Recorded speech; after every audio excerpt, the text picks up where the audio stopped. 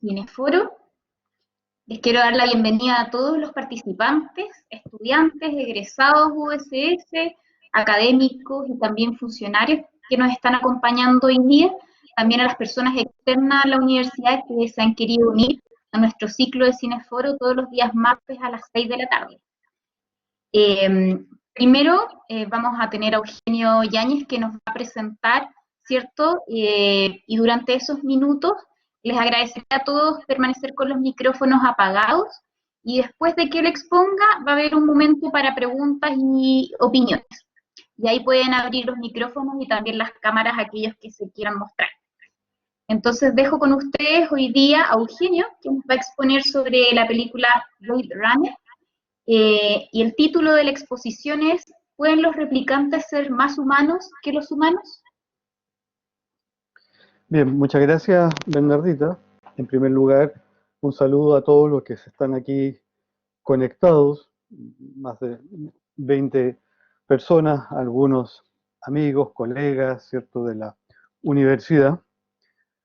Y agradecer también la invitación, yo diría, en estos tiempos que son ya tan densos, tan abrumadores por lo que estamos viviendo, para sacar un poco el pie de la realidad y poder tener una hora y media en algo más liviano, por decirlo de alguna manera. ¿Y por qué digo algo más bien livianito? A mí me gusta mucho el cine, como probablemente a la mayoría de ustedes que están acá, pero el análisis que yo, si es que podemos hablar de análisis, el análisis que yo voy a hacer de Blade Runner es más bien el análisis que puede hacer cualquier hijo de vecino, cualquier ciudadano de a pie, que ve algunas vetas filosóficas, por decirlo de alguna manera, y que puede ser analizado filosóficamente. Así es que esa es la perspectiva y yo voy a tratar, lo más probable que no lo voy a cumplir, no hablar más de media hora y así tenemos 40 minutos, una hora para poder dialogar, que precisamente lo más rico, lo más fructífero siempre son las preguntas, el diálogo, los comentarios posteriores, como ha sido también en las dos sesiones anteriores. Esta es una película que tiene tantos aspectos, por decirlo de alguna manera, que es difícil abordarla. Yo anoté ahí algunas ideas como para no poder, no disgregarme mucho. ¿Ah? Lo más probable es que voy a ir repitiendo ciertas ideas, pero bueno, voy a tratar un poco de ser lo más ordenado posible. Y partamos por una primera pregunta, ¿por qué esta película? ¿Por qué yo elegí Blade Runner habiendo tantas películas que uno podría escoger? Yo la escogí porque a mí me parece que es una película hoy día de culto, y digo hoy día porque cuando se estrenó el año 82 fue mal recibida por la crítica y fue además un fracaso de taquilla. Costó 28 millones de dólares, o sea, Scott tuvo un presupuesto muy acotado y recaudó apenas 33 millones de dólares, o sea, prácticamente salvó la plata, ¿cierto? Sin embargo, igual fue nominada a dos premios Oscar que no ganó, a la mejor dirección artística y a los mejores efectos visuales. Pero tiene también una particularidad bien importante que es la música de este griego de Vangelis, que ocupa mucho sintetizador, como que amplía, digamos, el sonido, lo que ayuda a darle un carácter enigmático a la misma película. Entonces yo creo que, vuelvo a la pregunta, yo elegí Blade Runner porque me parece que es una película con un hondo calado filosófico y que vale la pena comentar. Es decir, creo que nos plantea preguntas de carácter antropológico y preguntas de carácter ético. Y a mí me parece que nosotros hoy en día vivimos en un mundo, al menos en el mundo pre-pandemia, en que tenemos millones de respuestas, millones de conocimientos, y nos hemos ido quedando paradójicamente con tantas respuestas, nos hemos ido quedando sin preguntas. ¿Sí? Y a mí me parece que lo propio del hombre es el hacerse preguntas, eso es lo propio de nosotros. Y precisamente cuando dejamos de hacernos preguntas, en cierta medida nos deshumanizamos. Yo creo que la pandemia se ha prestado como para volver a hacerse ciertas preguntas esenciales, como decía el Principito, lo esencial es invisible a los ojos, ¿cierto? Y yo creo que dentro de esas preguntas esenciales que están sugeridas o planteadas en Blade Runner, está precisamente la pregunta acerca de nuestra naturaleza, lo que somos, y la pregunta por el sentido de nuestras vidas. Entonces, yo, insisto, la elegí por eso y curiosamente hace 2 semanas la dieron en el cable la película y la volví a ver, porque bueno, hace mucho tiempo que no la había visto. Algunos datos sobre la película, para aquellos que quizás no la recuerden todavía o a lo mejor alguno de ustedes no la vio. Esta es una película del género de ciencia ficción, pero que la verdad yo creo que desborda con mucho el género de ser una película de ciencia ficción. Fue dirigida por Ridley Scott, quizás podemos conversar algo acerca de este director que tiene una serie de películas muy, muy conocidas. Alien, una de ellas por las que se hizo también muy conocido, bueno, pero etcétera, etcétera. Que fue estrenada el año 82. Es una película que se llama, o se le ha llamado, yo un poco lo que he leído, del neo-noir, del cine neo-noir, que se refiere al cine negro estadounidense, bueno, y sería un cine nuevo negro porque tiene ciertos elementos del cine negro, del cine noir, pero no del todo. Recordemos simplemente con un par de ideas, el llamado cine noir se desarrolló en Estados Unidos, principalmente entre los años 40 y 50, aunque es muy tributario del cine expresionista alemán, pero se desarrolla en los años 40 y 50, y su particularidad es que aborda temas, emerge la figura del detective y de los gángsters. De hecho, la primera película que se supone, hay una cierta discusión allí, o al menos que es ícono del cine negro, es El Halcón Maltés, una película protagonizada por Humphrey Bogart, que encarna a un detective, a Sam Spade. Rick Deckard, Harrison Ford también es un detective, ¿cierto? Una película dirigida por John Huston y como coprotagonista tuvo a la Mary Astor. Pero eso fue como la primera la película del cine negro norteamericano. Y se llama negro, bueno, obedece a la novela negra, que era una serie de novelas francesas publicadas por la editorial Gallimard, y por eso se llama el cine noir, un poco manteniendo la idea en francés. Pero fundamentalmente, ¿cierto? Primero es porque la trama son tramas oscuras y los personajes son también bastante oscuros, son sucesos muy cotidianos que tienen que ver con la vida cotidiana, pero además porque visualmente y estéticamente son películas sombrías, donde se ocupa mucho la sombra, el claro oscuro, como por ejemplo pasa perfectamente en Blade Runner, que es una película oscura, por decirlo de alguna manera. Esta película tiene 7 versiones. ¿Sí? No sé si habrá otras películas que tienen tantos. La primera que fue la versión del cine, que tiene digamos, la voz en off de Deckard. Deckard va contando, Rick Deckard, ¿cierto? El protagonista, Harrison Ford, va contando lo que va pasando, en realidad va explicando lo que va pasando. Y tiene un final feliz. En la versión del cine tiene un final hollywoodense, ustedes recordarán, ¿cierto? Cuando al final Deckard arranca con Rachel, Gaff, el otro policía, le salva la vida a Rachel porque deja un unicornio que ha sido interpretado, entre otras cosas, como que él estuvo allí y le perdonó la vida a Rachel. Y no sé si se acuerdan de la escena final que van conduciendo y hay un cielo azul maravilloso, muchas montañas, muchas verdes, en el fondo un huir de esta ciudad tóxica, etcétera, etcétera. Esa fue la versión que se llevó al cine y después empezó a haber una serie de otras versiones. Una de ellas se llamó Corte de Director, pero ese corte de director, que es la película que yo he visto, también le hizo los estudios, los Warner Bros., si mal no recuerdo, Brothers, pero a partir de ciertos, digamos, apuntes que había dejado Ridley Scott, porque ellos primero habían hecho sus propios cortes, el propio estudio para los DVD, le sacaron escenas violentas, agregaron otras, la famosa escena del unicornio, qué sé yo, y después, no sé si creo que el 2007, hay una última versión que se llama el corte final del director, donde Scott hizo ahí él mismo tomó la película y hizo su propio corte. Pero para lo que a nosotros nos interesa, al menos en ese corte director, la diferencia está en que no hay voz en off, que no tiene un final hollywoodense, la película termina con un final un poco abierto, y además ahí, por lo menos el corte final de director, queda planteada la interrogante, como le gusta a Scott, si es que Deckard es o no un replicante.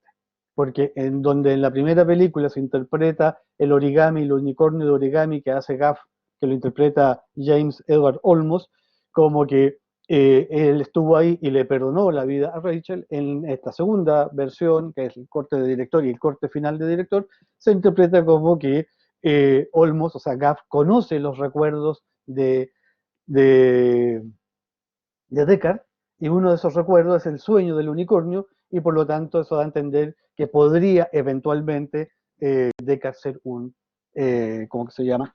Un replicante. Pero eso es ya más de los fanáticos que les gusta un poco especular sobre eso.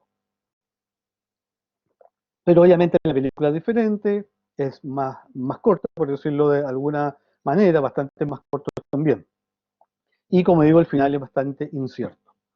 Bueno, esta es una película, como ustedes saben, basada en una novela de Philip Kendrick Dick, que murió el año 82, que empezó a supervisar el rodaje de la película. Esta película al principio la había tomado Stanley Kubrick, y Kubrick quería hacer bueno, al final nunca la pudo hacer y se pasó, digamos, a Scott.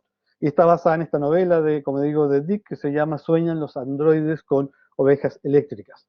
La otra novela, al menos que yo le conozco a Dick, es The Truman Show, que se hizo conocida por la película con Jim Carrey, y donde trabaja Ed Harris también. Pero tiene unas novelas muy raras. Él, de hecho, era medio psicótico, tomaba drogas. Tiene una película que se llama Sivainbi, algo así, que es como una autobiografía de un ser superior que le habla, bueno, etcétera, etcétera. O sea, el Dick es digamos, un sujeto muy, muy particular. Ahora, la novela es bastante diferente de no sé si bastante, pero hay diferencias significativas con la película. A mí particularmente me gustó mucho más la película que la novela. Por ejemplo, en la novela Deckard está casado, su esposa se llama Iran, tiene un matrimonio bastante malo, por decirlo de alguna manera, lo cual recuerda, por ejemplo, a Montag de Fahrenheit 451, Montag que está casado con Mildred, ¿cierto? Que también tienen un matrimonio muy malo, está todo el día viendo televisión. Acá Iran, la esposa, está todo el día preocupada de un aparato que se llama el Penfield, que es ¿cómo se dice la novela? Que es como una especie de climatizador del ánimo, que te baja, te sube, depende como tú lo pongas. En la película hay una suerte de esbozo de romance con Rachel, pero él termina volviendo a su casa con su señora. Los nombres, algunos están cambiados. En la novela la acción ocurre en San Francisco el año 92, no en Los Ángeles como el 2019. Pero bueno, a mí por lo menos me gustó bastante más la película que la novela, que yo creo que no se mete tanto en la problemática como aparece aquí en la película. Yo no sé, como digo, a mí me gusta el cine, pero no tengo mucha competencia. Yo diría que en cierta medida Blade Runner es lo que se llama un cine de autor, donde la impronta del director está muy marcada, en lo que él quiere plantear, lo que quiere dejar abierto, lo que quiere dejar cerrado o no. Y en ese sentido, insisto, a mí por lo menos me gusta más que la novela. Una breve sinopsis para ya meternos un poco en las películas, la parte más filosófica. En Los Ángeles, en los años 2019, supuestamente durante el mes de noviembre del año 2019, se muestra una sociedad tecnológicamente muy desarrollada, pero ambientalmente muy deteriorada, una sociedad sobrepoblada, ¿cierto? Con mucha sobrepoblación, y en donde mediante la bioingeniería, por decirlo de alguna manera, es un mundo en que se construyen estos robots, androides, portapieles, también le llama el jefe de Deckard, los replicantes, que han sido construidos para servir de servicio doméstico, por decirlo de alguna manera, y dados en el orden exterior, porque se supone, en la novela, por ejemplo, aparece que siempre se sitúa detrás de la Guerra Mundial Terminus, o sea, así se llama, dice la novela. Dick acá no habla, pero se sugiere que hubo una especie de guerra nuclear también, que el mundo quedó inhabitable, ambientalmente muy poluido. En la novela se habla del polvo blanco, que todo lo poluye, y los que tienen plata se van a vivir en la novela, por ejemplo, a Marte. Y acá entonces la gente que tiene plata se va para allá. De hecho, la esposa le reclama siempre a Deckard, ¿por qué no nos fuimos al otro, digamos, a Marte? Los replicantes, estos son construidos y tratados como esclavos para los trabajos peligrosos y complicados en las otras galaxias. Y bueno, 6 de ellos se rebelan en un viaje de transporte, llegan a la Tierra, 2 ya son eliminados y llaman a Deckard para que elimine a estos 4 que están ahí y todavía andan y son un peligro. Acá hay un hecho bien interesante. Yo no diría que la película es una suerte de crítica política, ni mucho menos. Da a entender que quienes gobiernan el mundo son las grandes corporaciones. O sea, es la economía la que gobierna sobre la política.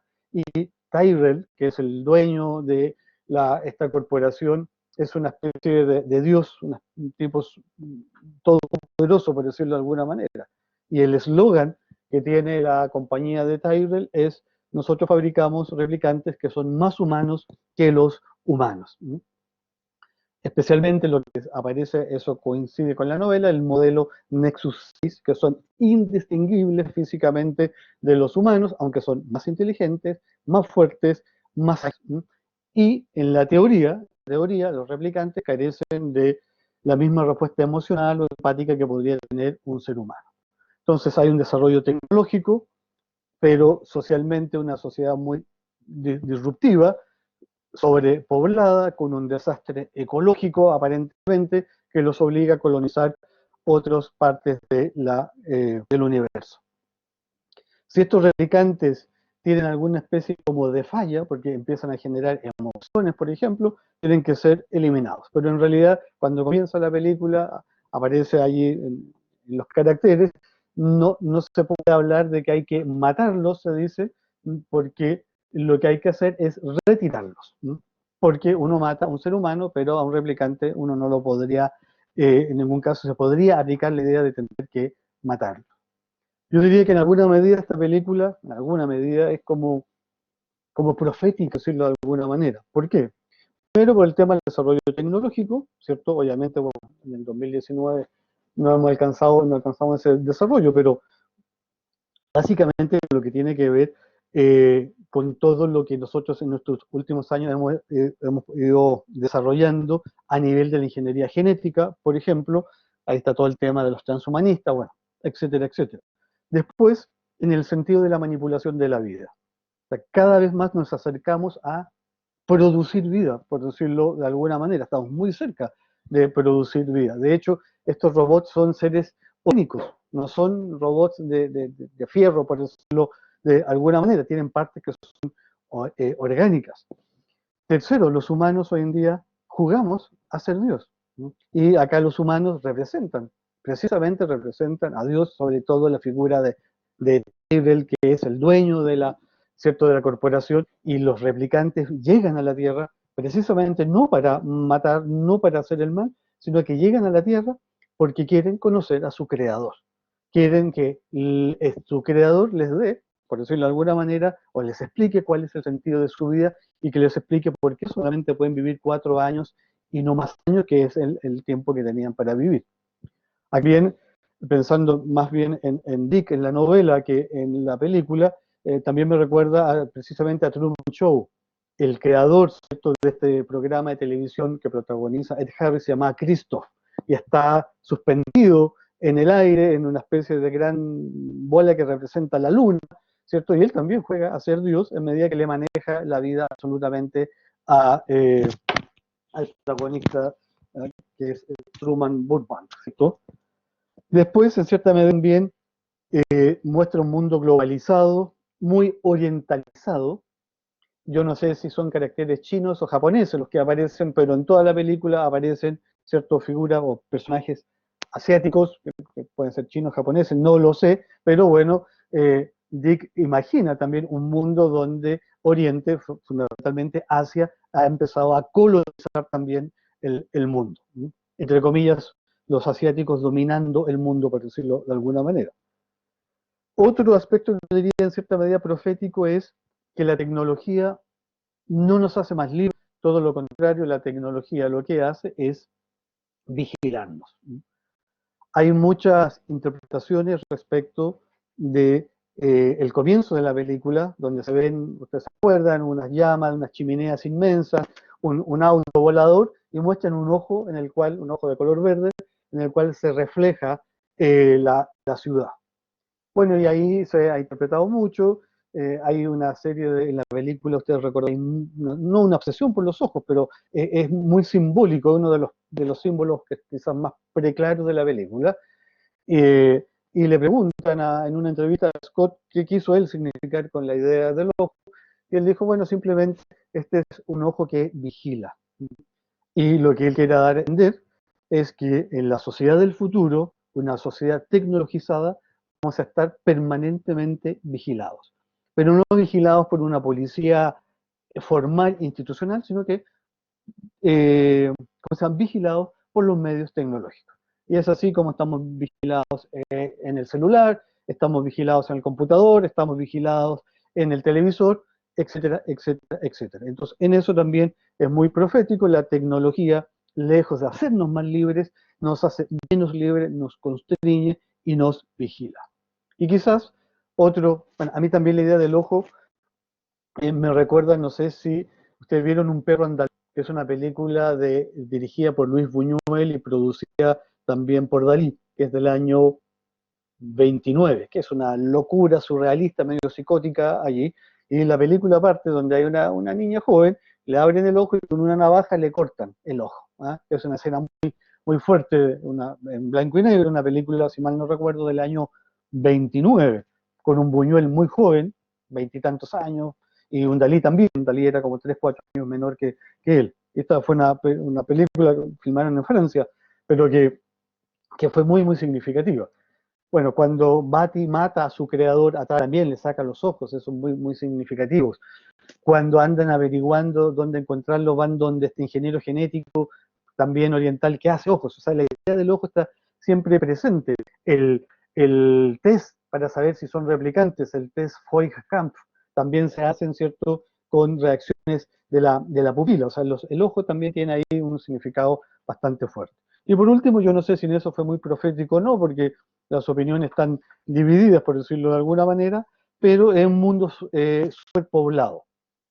Algunos dicen que efectivamente estábamos superpoblados, otros dicen que no, pero bueno, ese fue otro elemento que aparece en la película, yo diría, con un carácter profético. Bueno, es un poco, en general, datos generales sobre la película. Vamos un poco a lo filosófico.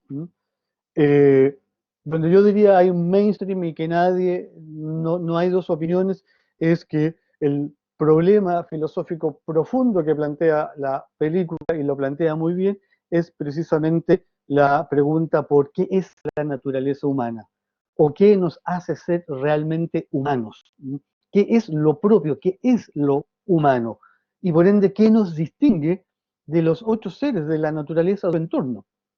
Antes de toda la inteligencia artificial, yo diría, siempre la pregunta ha sido, ¿qué me diferencia a mí de los animales? Entonces, está la típica y clásica reflexión, que con los animales compartimos la vida vegetativa, porque crecemos, nos desarrollamos, morimos, también los sentidos, qué sé yo, pero nos diferencia porque somos seres racionales, poseemos inteligencia, los animales no. O sea, habíamos hecho la comparación hacia abajo. Pero ahora con la inteligencia artificial, la comparación es hacia arriba. ¿Y qué realmente nos puede distinguir de un ser que fenotípicamente, por decirlo de alguna manera, es idéntico a mí? Bueno, y eso es lo que la película quiere plantear. Ahora, no es la primera película que plantea temas, o más bien, donde los robots son protagonistas. Yo me remontaría, por ejemplo, a Metrópolis, la famosa película esta de Fritz Lang del año 26, donde ¿cierto? Es una robot, o como dicen algunos, no se puede hablar de robot ni de androide, sino que hay que hablar de fembot o de ginoide, porque androide indica que es un robot hombre, en cambio una fembot sería un robot femenino, o un genoide tendría que ser femenino. Pero yo diría que ese es el primer, bueno, más allá de la discusión esa, es el primer robot, entre comillas, que aparece, al parecer, que yo sepa, en el...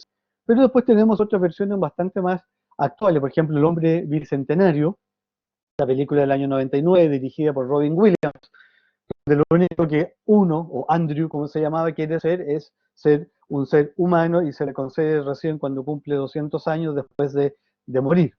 Ahí, si ustedes se acuerdan de la película, la escena final, una de las enfermeras se llama Galatea, Ustedes saben que Galatea, ¿cierto?, fue construida por Pigmalión, que era el rey de Chipre, y que no podía encontrar la mujer perfecta, entonces se dedica a hacer esculturas, y hace una escultura tan perfecta, se llama Galatea, que sueña con que tenga vida, y bueno, Afrodita le concede ese deseo, y ella se convierte entonces en una persona de carne y hueso, y también se suele decir que Galatea representa en cierta medida, digamos, un robot. Pero también en la mitología griega está Hefesto, y Hefesto se dedica a hacer lo que se llamaban las doncellas doradas, que también eran figuras que él hacía. Entonces, en el cine tenemos, yo diría también ya algunos antecedentes anteriores o posteriores a Inteligencia Artificial, la película que dirige Steven Spielberg del 2001, creo que es, también es un ejemplo de lo que estamos planteando, que está basado en una novela de otro autor de ciencia ficción que se llama Brian Aldiss, no recuerdo, y en el fondo, que incorpora el cuento de Pinocho de Marco Collodi. En el fondo es la historia de Pinocho, pero llevado al ámbito de la ciencia ficción. Y lo último, que yo creo que es como el de 2015, 2016, Ex Machina o Ex Machina, no sé cómo se pronuncia, una película que protagoniza Alicia Vikander, donde ella también es una especie de fembot o a la cual la van a testear qué tan humana puede ser. Y si alguno no la ha visto, no le voy a dar ningún spoiler para que ustedes la vean. Pero en el cine ya ha mostrado esta temática, ha mostrado esta preocupación. ¿Qué es realmente lo humano? ¿Cierto? ¿Qué es lo que hace que nosotros nos podamos distinguir de los demás? Y si ustedes me preguntan a mí, yo diría eso no queda tan claro en la película, porque la película lo que muestra, por un lado, es que incluso dentro de los mismos replicantes, hay diferentes categorías. O sea, los Nexus 6, que son estos cuatro, aún entre ellos hay diferencias. Por ejemplo, León Kowalski, que es el que mata a uno de los Blade Runner, es bastante primitivo y está hecho para trabajos, digamos, más duros. Después viene Sora, que es una prostituta, trabajadora sexual, y que está diseñada para ser una asesina también, por lo menos lo que aparece en la película. Después viene Pris, que Pris es como una especie de juguete que está interpretada en la película por Daryl Hannah y que es preciosa, digamos, es un robot precioso. De hecho, los replicantes, salvo León, por ejemplo, físicamente son más bellos que los seres humanos. Bueno, y ella es como una figura que está hecha para el placer, pero que tiene bastante más emociones que Sora y que León.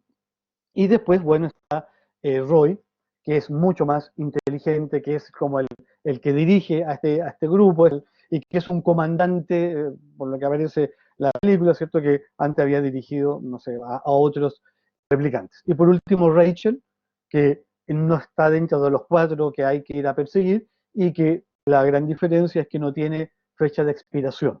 No, la película no queda claro, digamos, cuántos años tiene, pero estos otros cuatro tienen precisamente solamente 4 años de vida. Obviamente, León es menos humano, por decirlo de alguna manera, que Roy o que Rachel, porque no logra manifestar todas sus emociones. Yo diría que la película lo que nos quiere mostrar es que lo que nos diferenciaría eventualmente, y digo eventualmente, de los robots son, al menos, que los replicantes emocionalmente son diferentes a nosotros, reaccionan de diferente manera, salvo los Nexus 6, en el caso claramente de Rachel y de Roy, por ejemplo, y el tema de los recuerdos. El tema de los recuerdos es un tema fundamental, sobre todo en el corte final de director, porque yo creo que ahí se esboza mucho más clara la tesis de que lo que es lo propiamente humano ya no es la racionalidad. O sea, nosotros siempre hemos aprendido que lo que nosotros nos hace diferente de los otros seres vivos es nuestra racionalidad, nuestra inteligencia, la capacidad para conocer las cosas. Y acá lo que se nos plantea es que no va por allí, que no se puede, bueno, obviamente no es nuestro cuerpo, nuestra forma corpórea. Y lo que yo creo que lo interesante del planteamiento, que yo creo que es un planteamiento que está más en el Scott que en Dick, es precisamente que lo propiamente humano, la naturaleza humana, decirlo de alguna manera, es memoria. Nosotros somos una suerte de memoria viva. Y el recuerdo es fundamental, porque el recuerdo es traer los hechos del pasado al presente. Y por eso esta obsesión de los replicantes por las fotografías, que la tiene tanto León como todos tienen esta fotografía, porque eso le da una cierta, comillas, humanidad. Y acá se plantea una pregunta súper interesante, o al menos yo me la planteo, y es si es que si uno no tiene recuerdos, si uno puede amar realmente. O sea, más bien, si uno no tiene recuerdos, si uno no tiene memoria, si es que puede conocer a alguien, porque nadie ama lo que no conoce. Si yo no conozco a alguien, no lo puedo amar. Y la película lo que nos quieren dar a entender es que el que no tiene recuerdo, el que no tiene memoria, no es humano. Y es un planteamiento súper, yo considero que lo podemos conversar, súper interesante. Hay una película que se llama, no me acuerdo, no sé si es The Vow o de Votos de Amor, creo que se llama en español, que la protagoniza la Rachel McAdams y no sé cómo se llama este cabro, algo así como Channing Tatum. Está basada en una historia real, donde ellos están recién casados, ella tiene un accidente, ella pierde la memoria, y cuando despierta no lo reconoce y ya no está enamorada de él. Y está basada en un real. Yo pensé que era ficción, pero después empecé a investigar hace tiempo cuando la vi y efectivamente es un hecho real. Bueno, y ella se enamora de él. O hay otra película que es re mala con Adam Sandler y esta niña, no sé, la que trabajó en la Drew Barrymore, que ella todos los días tiene memoria por un solo día y cada día que se despierta ya no recuerda nada. Entonces pareciera ser que ahí hay un elemento importante. Yo creo que en la película está esa idea de acuerdo como algo, como lo más fundamental, por más, incluso quizás más que las emociones. Y yo creo que ahí, haciendo un pequeño excurso, si se pudiese decir, si es cierto que nosotros somos memoria viva y que el recuerdo es fundamental. Yo creo que a los que somos papás se nos presenta la pregunta, este es un excurso que se me ocurre ahora, ¿cierto? Bueno, ¿cuál es la mejor herencia que podemos dejarle a nuestros hijos? Que nosotros sabemos que no es dejarle ni muchas lucas, ni muchas redes sociales, ni redes de poder, ¿cierto? Entonces uno dice, bueno, una buena educación, pero buena educación se entiende por pagar el mejor colegio que mi bolsillo pueda. Yo creo que un poco aludiendo a lo que estoy planteando acá, que yo creo que, y algo que todos los papás podemos dejar, pobres, ricos, tontos, inteligentes, buenos, malos, altos, bajos, gordos y flacos, todos, yo creo que le podemos dejar a nuestros hijos un buen recuerdo. Yo creo que eso es fundamental. A lo mejor uno pone el parche en talería acá, pero yo diría, bueno, si yo logro dejarle un buen recuerdo a mis hijos, ¿ah? Creo que tengo la mitad de la pega hecha, porque el buen recuerdo supone el acompañamiento, el haber estado allí en los momentos de desarrollo psicológico, emocional, afectivo, moral de nuestros hijos.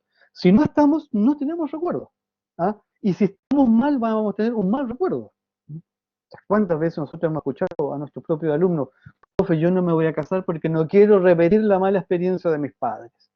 O sea, ese mal recuerdo que nos dejaron nuestros padres, de las peleas, de lo disruptivo, etcétera, etcétera. Fíjense que algo tan simple, que es tan de la naturaleza humana y de la naturaleza del amor de los padres hacia los hijos y del amor entre los esposos, de dejar un buen recuerdo que o no dejamos recuerdo, porque como dicen los lecheros, perdonen la molestia, estamos trabajando para usted, entonces papá dice, perdona las molestias, no estoy en la casa, pero estoy trabajando para que te compres un auto, para que te compres un departamento, no sé qué cosa, pero no estamos allí. ¿Mm? Entonces acá hay un elemento, yo creo, interesante en la película, perdonen el excurso que hice, pero digamos, como uno siempre en filosofía siempre pone el énfasis en que es la inteligencia lo que nos distingue, y acá no es la inteligencia. ¿Ah?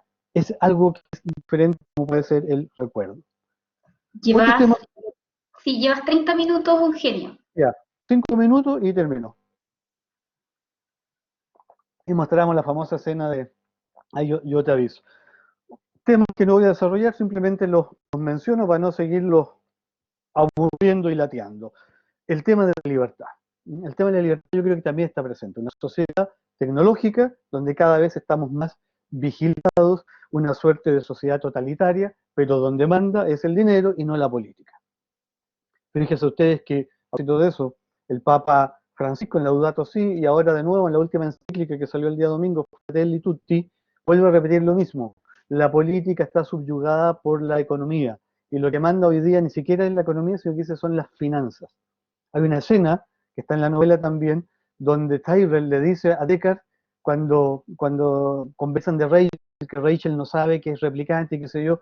Entonces, y él le dice, bueno, ¿cuál es un poco el destino que le espera? Y Tyler le dice algo así, mira, no, esto es un negocio nomás. Negocios son negocios. Es decir, nosotros fabricamos un Nexus porque, bueno, es un negocio económico. Pero bueno, hoy en día pareciera ser entonces, en ese mundo no manda la política, manda la economía, mandan las finanzas. No son los políticos los que gobiernan, sino los ingenieros genéticos. Son ellos, digamos, los que tienen el poder. Por otra parte, la película yo creo que muestra una suerte de proceso de liberación de Deckard. Primero, él se ve obligado a aceptar. Él dice, no tengo otra opción, le dice a Brian, Brian le dice, no, no tienes otra opción. Entonces, bueno, qué lata, tengo que ir a eliminar a estos replicantes. Y cuando lo empieza a conocer, sobre todo a Rachel, bueno, no solamente empieza a empatizar, sino que se empieza a enamorar. Pero eso le produce a él un proceso de liberación del mismo, por decirlo de alguna manera. Y por otro lado, como digo, esta libertad que está amenazada. ¿Por qué? Porque cuando algo se sale del cálculo, en la sociedad que nos muestra Scott está todo medido, todo calculado, ¿cierto? Todo bajo control. Cuando algo se sale bajo control, entre comillas, es una amenaza, pero en realidad la que está amenazada ahí es la propia libertad. Otro tema que aparece es el sentido de la vida y de la muerte. Los replicantes también se preguntan por el sentido de su vida y por el sentido de su muerte. ¿Por qué 4 años? ¿Por qué tengo que morir? El tema de la temporalidad. El tema de la temporalidad es también, yo diría, un tema fundamental, porque no solamente se aplica a los replicantes, sino que también se aplica a nosotros. Si no tenemos, o sea, a ver, la película nos plantearía, lo único que tenemos nosotros en esta vida son nuestros recuerdos, nuestra memoria viva. Pero lamentablemente estamos sujetos al tiempo. ¿Y qué va a pasar? Todos esos recuerdos, como dice Bati, no van a ser más que lágrimas que se pierden en la lluvia. Por lo tanto, ¿cuál es la única forma que tenemos de trascender a esta temporalidad que nos aprieta, esta temporalidad que nos tiene tan, digamos, coaccionados? El recuerdo. El recuerdo de nuestros hijos, amigos, parientes que nos vayan a recordar. Entonces el tema de la temporalidad está muy presente. Yo diría el tema del amor también es un tema interesante. Los replicantes sienten amor. Roy Batty llora cuando ve a Pris, comillas, muerta, el cadáver, entre comillas, de Pris. También Deckard se enamora de Rachel. Se enamoran, tienen memoria, son capaces del sentido estético. Pero la pregunta es, ¿y tienen alma? ¿Tienen espíritu los replicantes? Bueno, eso lo voy a tratar de contestar después que veamos la última escena, diría yo. Y así como hay reflexión antropológica, también hay reflexión ética. ¿Cómo deberíamos tratar a los replicantes? En inteligencia artificial es raro, ¿cierto? Cuando esta madre recibe a niñito, que es un niñito, pero no es un niñito, se queda como compaginada, ¿cierto? Se imaginan ustedes también, o sea, tener una polola que sea una replicante, o una esposa que sea, como en el caso del hombre bicentenario. Es como raro, por decirlo de alguna manera, que sea perfecta, que nunca se enoje, que sea hacendosa en el hogar, bueno, no sé, etcétera, etcétera. Es raro. ¿Cómo lo debemos tratar? ¿Son sujetos de derechos? ¿Deberían votar en el plebiscito del 25 de octubre un replicante? Si es más inteligente que nosotros, por ejemplo.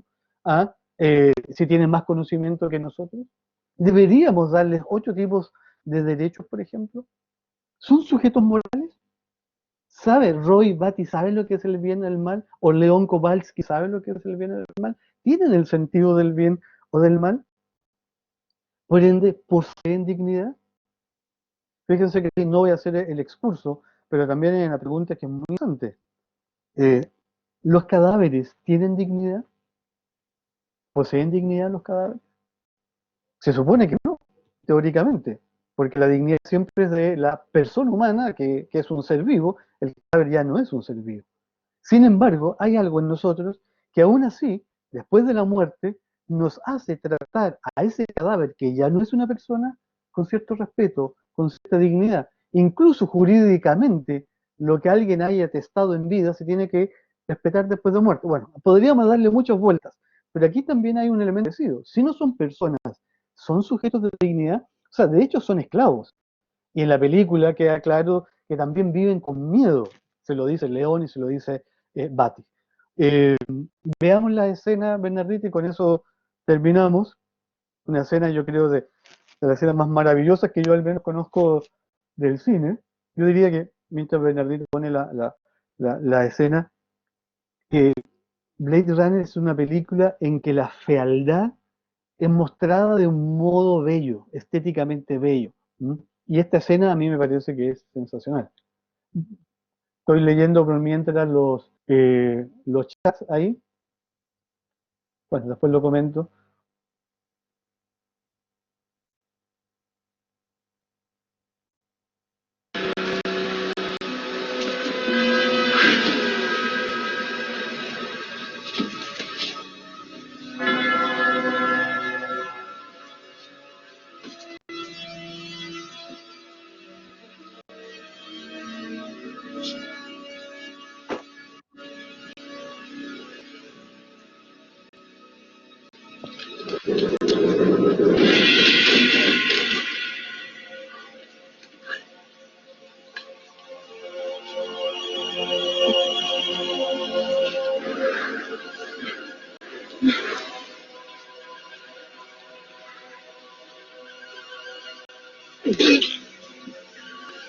Quite an experience to live in fear, isn't it? That's what it is to be a slave.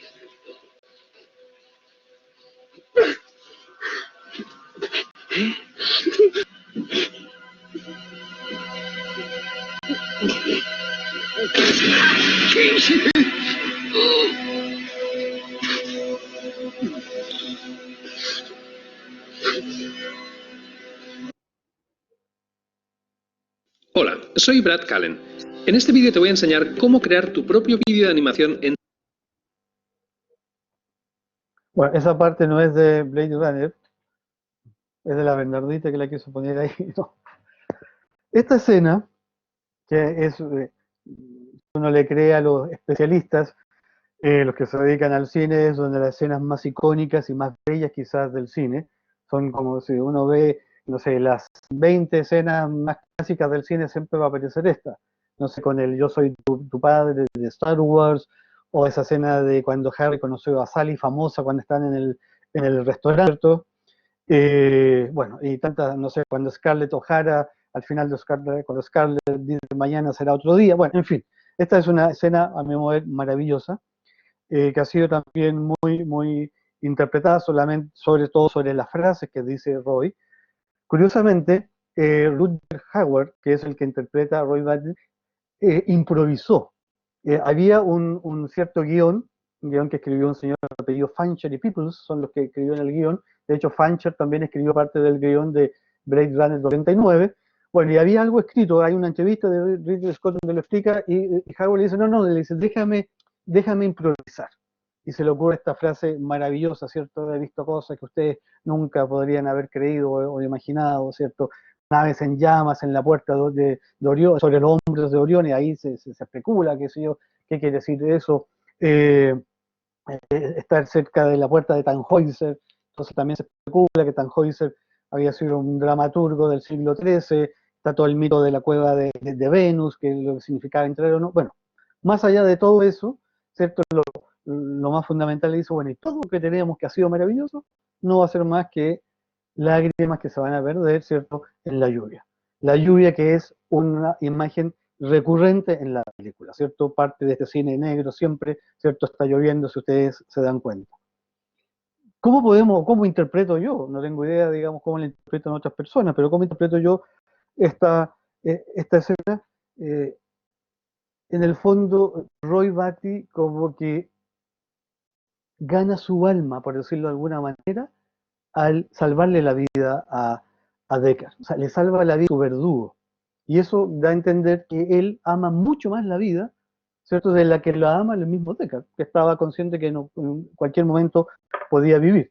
Y la escena de la paloma, eso también siempre ha sido interpretado, ese es el alma, ¿cierto? Y cuando muere, es hora de morir, dice Batty, la paloma se eleva hacia el cielo, es quizá una de las pocas escenas también antes de la escena final donde se ve un cielo un poco azul, la paloma que se eleva hacia el cielo, o sea, es el alma de Batty que se va hacia el cielo.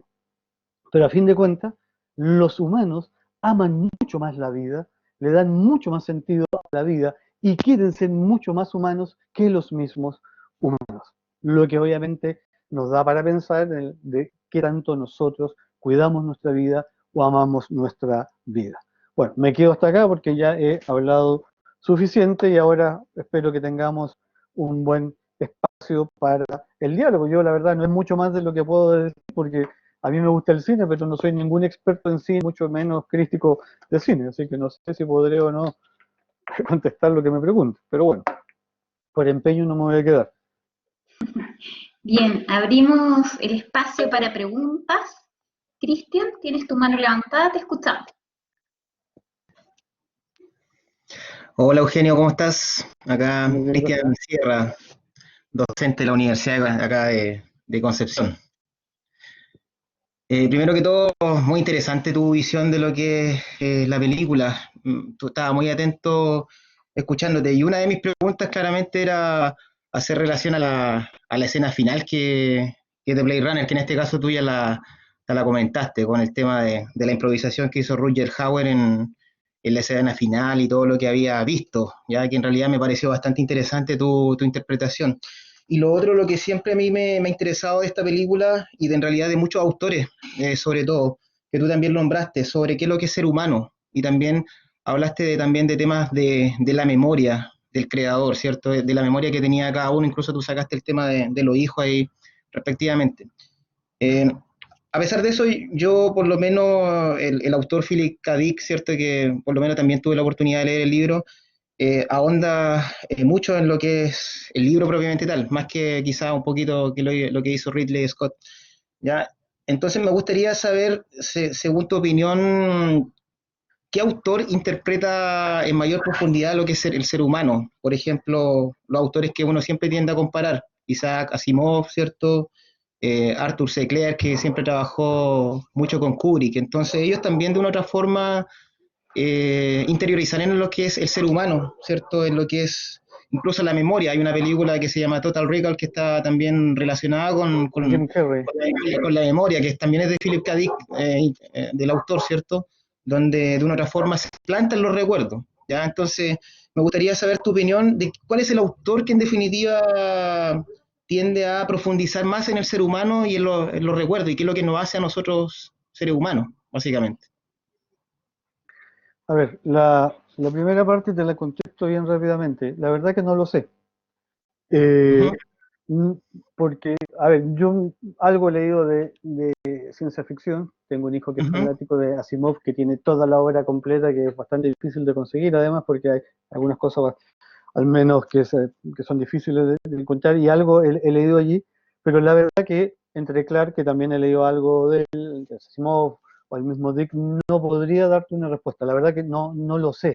Yo creo que cada uno aborda a su manera, por decirlo, el tema. La película que yo comenté, El hombre bicentenario, está basada primero en un cuento de Asimov, viene la película y después de la película, según sea, Asimov escribe una novela, o sea, de mayor aliento, por decirlo de alguna manera. Y sobre la segunda pregunta, de qué es realmente ser humano, bueno, ahí está la discusión, por decirlo de alguna manera. Yo creo que la respuesta va en que uno puede empezar a descartar. O sea, no es nuestra corporeidad lo que nos hace ser seres humanos, porque podemos efectivamente eh, tener seres que sean idénticos, por decirlo de alguna manera. Pareciera ser que entonces tenemos que apelar a nuestros sentidos, aparentemente, pero pareciera ser que también los sentidos, digamos, pueden ser ya inventados o pueden ser modificados. Bueno, dice entonces, pero nosotros somos seres inteligentes en el sentido que podemos pensar, que tenemos libre albedrío, ¿cierto? Que es el tema que está presente también en la película. Pero pareciera ser que también los robots podrían llegar a tener libre albedrío, ya tienen emociones como las que tenemos nosotros. Pero entonces podríamos decir, bueno, pero no, al final, a fin de cuentas, no piensan. Eso también hoy día es discutible. A mí me gusta el ajedrez y la primera computadora que fue Deep Blue de ajedrez, que tenía una capacidad pero increíble, es decir, si uno podía analizar, voy a inventar 10 jugadas en 10 segundos, Deep Blue hacía, no sé, 300.000, pero Deep Blue no pensaba, entonces se le podía poner digamos, una emboscada, entonces yo decía, voy a tomar esta torre porque gano en fuerza, pero él no era capaz de darse cuenta de que ahí era un señuelo y terminaba perdiendo, aunque después le ganó a Kasparov en ese famoso, digamos, encuentro que hubo de la IBM. Pero ahora hay computadoras que piensan de ajedrez, que son capaces de darse cuenta de eso. Entonces uno podría decir, hoy en día también, digamos, está esa posibilidad, parece, de poder pensar. ¿Qué sigue siendo lo propiamente humano? Bueno, hay que darle una vuelta de tornillo, porque yo creo que hay una serie de elementos, pero en el fondo yo lo que haría es dar vuelta a la pregunta y plantearse que, bueno, ¿cómo podemos hacer que estos seres, cyborg o como se quiera llamar, se parezcan más a nosotros? ¿No? Es decir, nosotros somos lo que somos, por decirlo de alguna manera. Somos esto que está acá y ellos están hechos, por decirlo de alguna manera, a imagen y semejanza de nosotros. Por eso que en la película los humanos somos los dioses, porque somos los que producimos otros seres, les damos su destino, le asignamos una función. Entonces, ellos se parecen a nosotros, por decirlo de alguna manera. Ahora, sigo creyendo, digamos, que el hombre es un ser espiritual y que eso marca en la película esta Gattaca, no sé si usted en el principio dice, no hay un gen para el espíritu. Y yo creo firmemente eso, que no hay un gen para el espíritu, ¿cierto? No todo es reducible, digamos, a neuronas, impulsos eléctricos, qué sé yo, neurobits, etcétera, etcétera. Ni a bioquímica, ni a impulsos eléctricos. O sea, somos seres espirituales. Y yo creo que eso es lo que nos hace ser, digamos, propiamente tal humanos. Y que bienvenido que los seres, digamos, replicantes, como se quieran llamar, se parezcan a nosotros. A mí mucho más me hace, no sé si ruido la palabra, pero es cómo yo me comportaría frente a un ser que no sé que es humano, pero que tiene toda la apariencia de humano. Eso sí, para mí es una pregunta totalmente abierta. Lo más probable es que me voy a morir y no me voy a alcanzar, digamos, a tener esa experiencia, pero probablemente ustedes sí. De hecho, ya hay algunos que se parecen bastante y qué sé yo. En Japón, qué sé yo, pero bueno. Pero perdona que no te pueda responder la primera pregunta, porque realmente no lo sé. Pero sí, muchas gracias, Eugenio. Súper interesante tu visión, así que te agradezco la respuesta.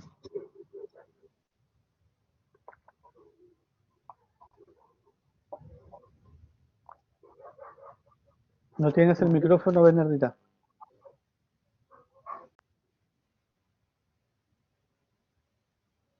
Perdón, ahora sí.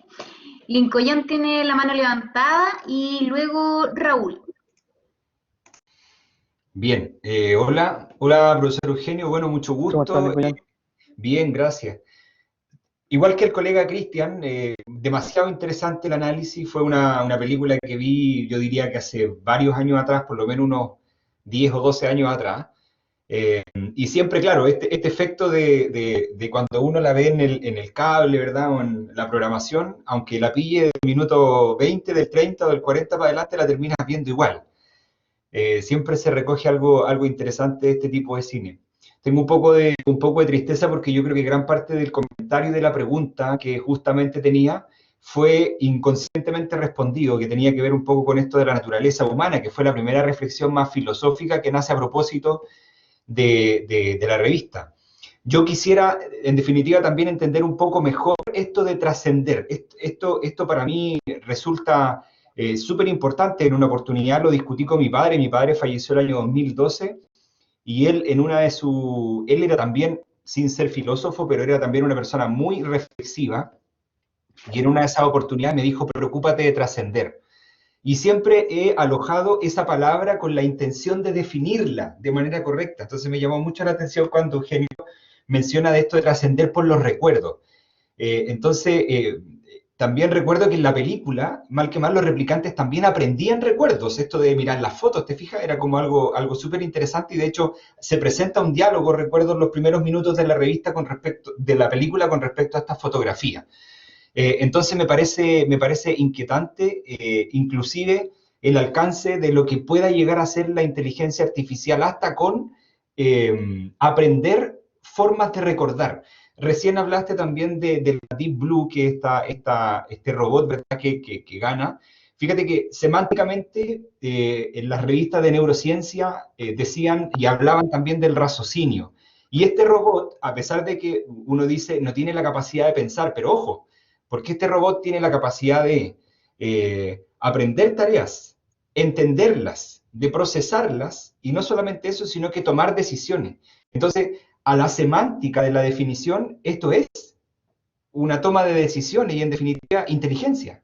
Artificial, por cierto, pero es inteligencia. Entonces, si los recuerdos pueden ser replicados a través de la inteligencia artificial, y si estos robots cada vez se van acercando más a la forma biológica en la que nosotros procesamos corticalmente lo que nosotros hacemos, es inquietante saber hasta dónde va a llegar la inteligencia artificial.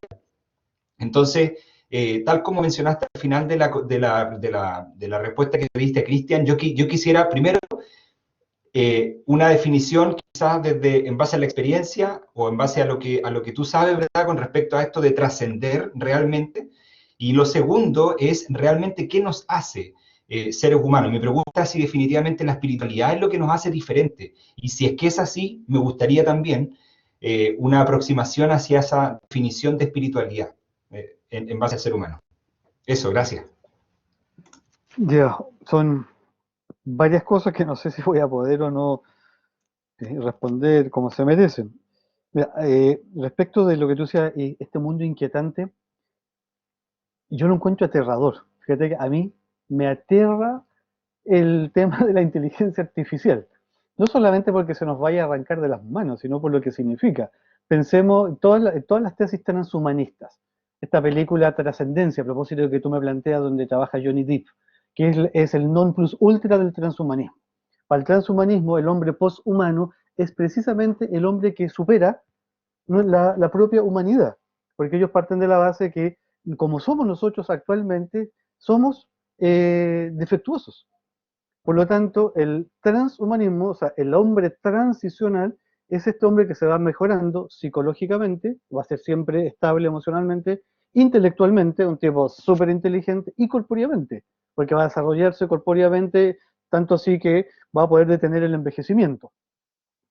Entonces, eso es un mundo, a mi modo de ver, aterrador. Estamos en el Shangri-La, digamos, de la inteligencia artificial. O sea, vamos a ser seres perfectos y ya de una u otra manera eso se está empezando a dar. Entonces, hay aquí una idea de que efectivamente esto se nos puede como también arrancar de las manos, pero aunque no se nos arrancara de las manos, un mundo así a mí me aterra, ¿ah? Sobre todo cuando la tecnología parece ser que no trae o no trae aparejado todo lo que promete, como es este reino de, ¿cierto?, la felicidad. O sea, recordemos que lo que aparece en la película es el viejo repetir del mito de la ilustración. La ilustración cree que a mayor desarrollo tecnológico, mayor grado de felicidad. Entonces, mayor bienestar tecnológico, todas las personas felices. Y nos damos cuenta que ha sido incluso todo lo contrario, independiente de que el desarrollo tecnológico no va a llegar para todo el mundo. Entonces a mí me inquieta esta inteligencia artificial, este mundo, digamos, que realmente en muy pocos años podemos estar frente a un escenario totalmente diferente. El tema de la trascendencia yo creo que es un tema que deberíamos darle más vueltas, por decirlo de alguna manera. ¿Qué es lo que a mí me hace trascender? Está claro que al final lo que a uno, o al menos yo creo que a uno lo hace trascender, es lo que deja, el legado que deja, por decirlo de alguna manera, que puede ser desde el nombre en una sala de clases. O sea, si uno lo piensa en el mundo académico, por ejemplo, a uno le gustaría decir, bueno, ¿cómo quiero yo trascender? Bueno, no sé, que se sigan leyendo los libros que escribí, o que se siga recordando, no sé, por generaciones de alumnos las clases que hacía este profesor, o que una sala lleve el nombre de, no sé, qué sé yo, Lincoln, ¿cierto? Pero uno también le gustaría trascender en sus hijos. Y por eso es que es tan importante la pregunta de cuál es el mundo que le queremos legar a nuestros hijos.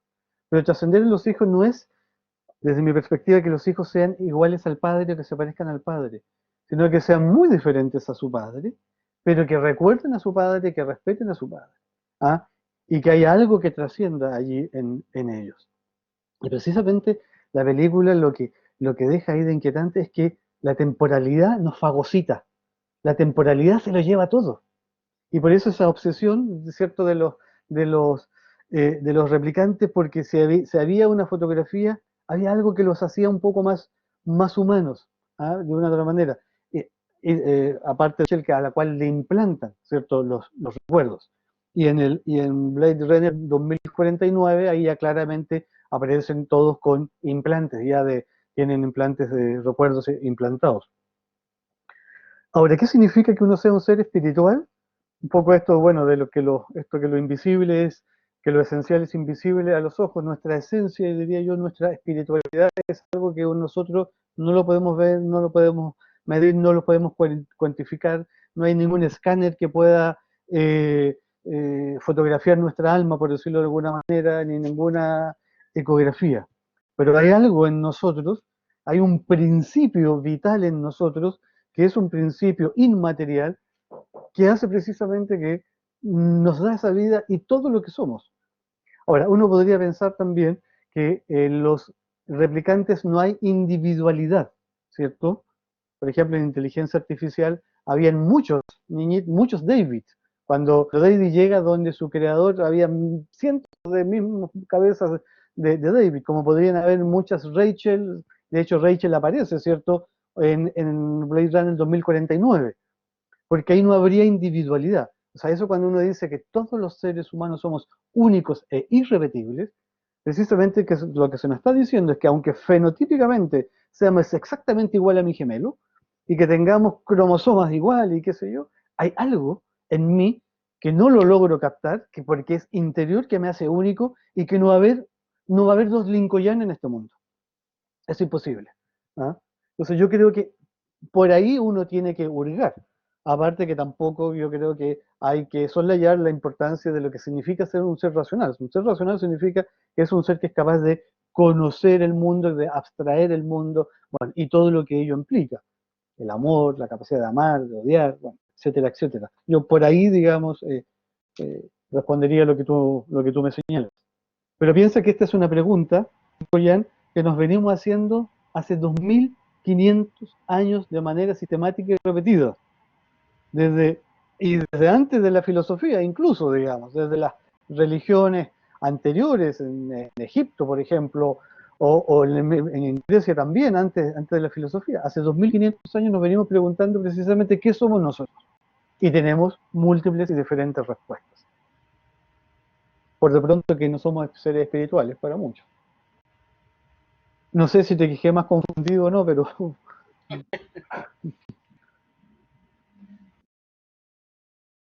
Raúl, te escuchamos.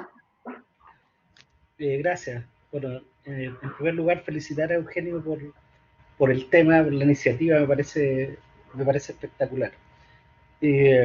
Yo soy del área tecnológica, soy ingeniero, así que siempre mi trabajo ha estado medio relacionado al conocimiento con los avances de la informática. Y me parece fundamental la pregunta esta de qué es el ser humano. Sí, es cierto que la película habla mucho de los recuerdos, incluso esto de la inserción de los recuerdos, pero si yo me acuerdo que en el libro, una de las partes fundamental del test que se hacía para verificar si el sujeto en cuestión era replicante o no, era verificar la empatía, ¿ya? Me acuerdo que a Rachel le preguntan, si tuvieras una abeja en el brazo, ¿qué es lo que harías? Y ella dice, bueno, la mataría, ¿ya? Porque, claro, la empatía es una característica humana que es mucho más difícil de implantar, ¿ya? Porque hay todo un conocimiento de uno mismo, de cómo razona uno, que uno lo tiene que proyectar en el otro para saber cómo el otro podría estructurar su mundo, perdón, o su conocimiento del mundo, su teoría del mundo, porque nosotros cada uno tenemos una teoría del mundo, Pero el ser empático significa que tú eres capaz de conocer la teoría que el otro tiene del mundo. ¿Ya? Entonces, me parece muy interesante ese tema porque creo que en la película está deslizado solamente, no es tan evidente. ¿Ya? Aunque Roy en la escena final muestra una empatía y una compasión gigante al salvar a Rick. ¿Ya? Eh, la diferenciación en términos de la empatía con los animales, por ejemplo, es significativa porque en el libro sí lo dice explícitamente, ya porque habla de que los animales, especialmente los depredadores, no pueden tener empatía por ningún motivo, porque si tienen empatía, se mueren. ¿Ya? O sea, un león que tenga empatía por su presa no se la va a comer. ¿Ya? Entonces, hay un tema ahí de que la característica del humano de tener empatía, bueno, es algo que nos diferencia. Y de hecho, la empatía también lleva a la colaboración.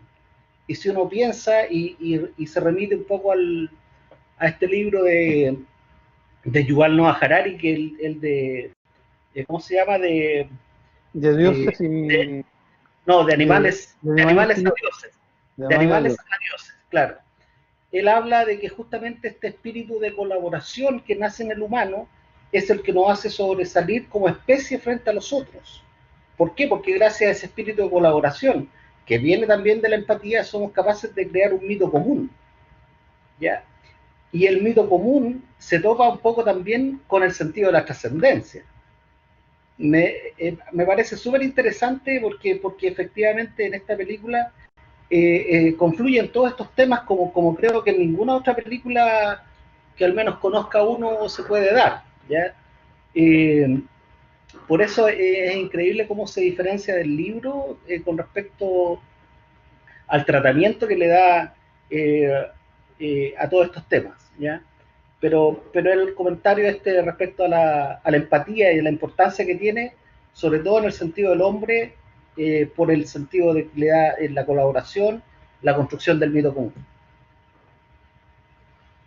Gracias, amigo Raúl, que hace mucho tiempo que no te veía, aunque sea virtualmente. Sí. Sí, mira, yo no abordé el tema de la empatía, pero es un tema fundamental, ¿ah? Y concuerdo contigo que en la película quizás no está tan desarrollado, mucho más en la novela. Efectivamente, cuando la película parte y no así en la novela, cuando le preguntan a León, le dice, imagínate que estás en un desierto.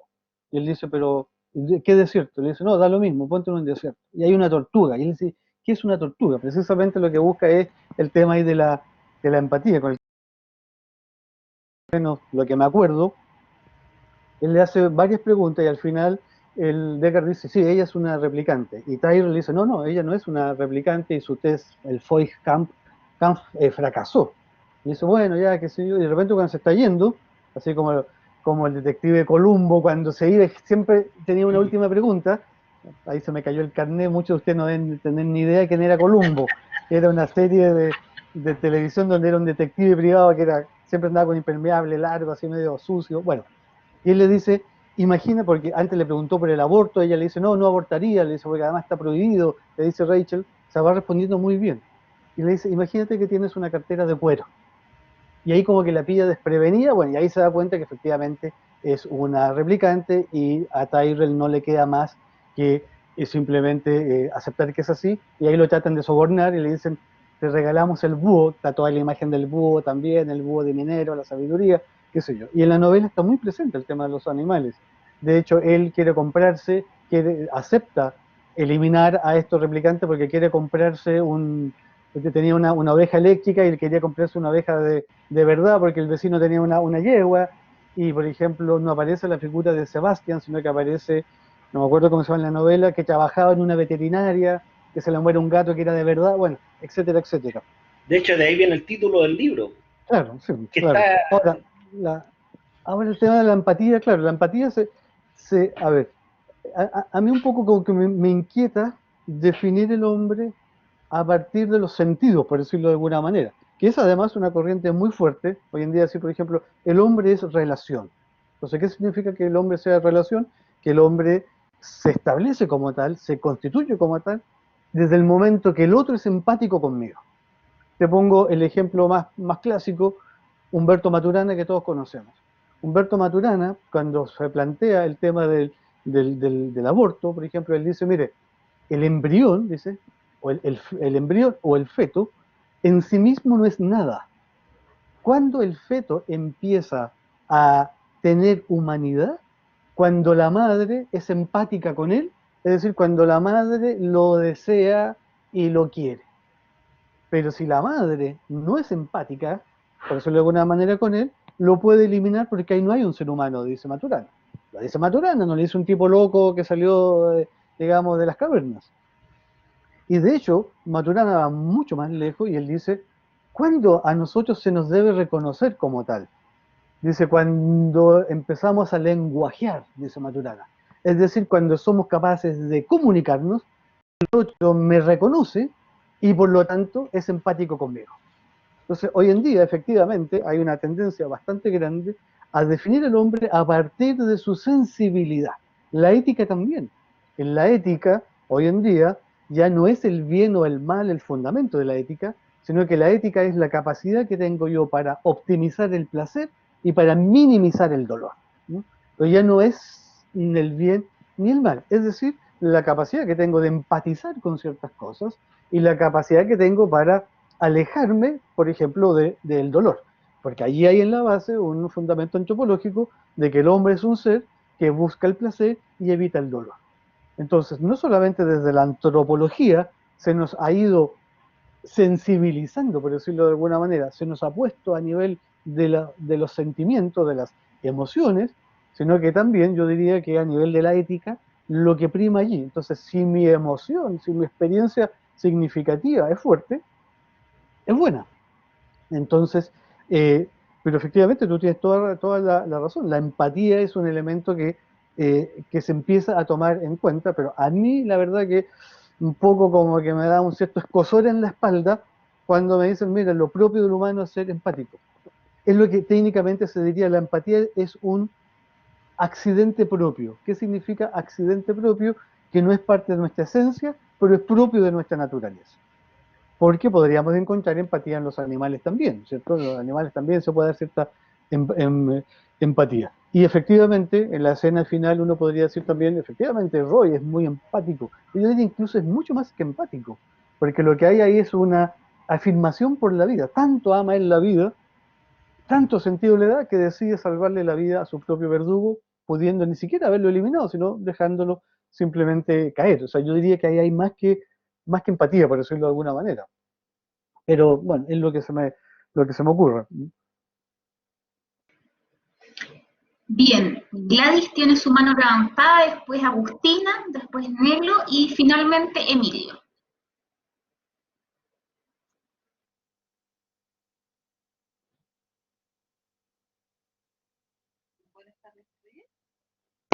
Buenas tardes, ¿me oyen? Sí. Sí. Excelente su exposición, profesor. Millón de gracias. Vi la película, leí el libro hace muchos años.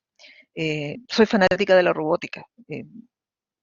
No trabajo dentro de mi especialidad, pero tengo un título de programación, así que algo sé de lenguaje de máquinas.